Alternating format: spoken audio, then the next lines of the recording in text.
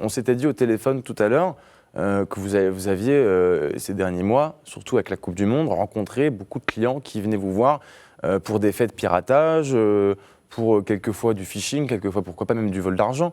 Est-ce que vous pouvez nous donner quelques petits exemples, qu'on puisse en avoir vraiment conscience de ce qui se passe?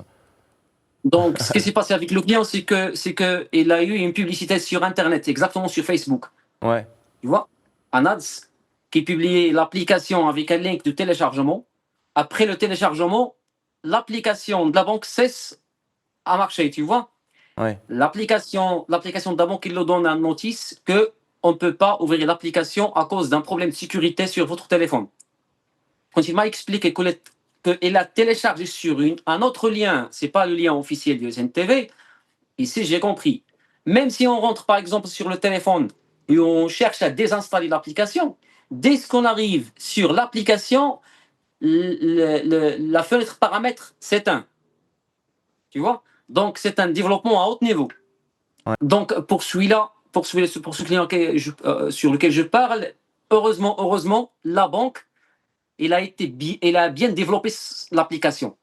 Mais j'ai reçu une autre réclamation d'une autre cliente qui a eu un problème avec une autre banque qui est moins sécurisée. Ah. Donc automatiquement, il a eu une fuite de 15 000 dirhams.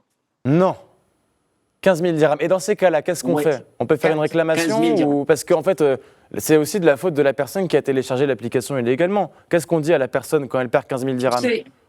Vraiment ici, il y a un problème composé entre le client et le fournisseur d'application. Il y a une ignorance au niveau du client et il y a un faible développement au niveau de l'application.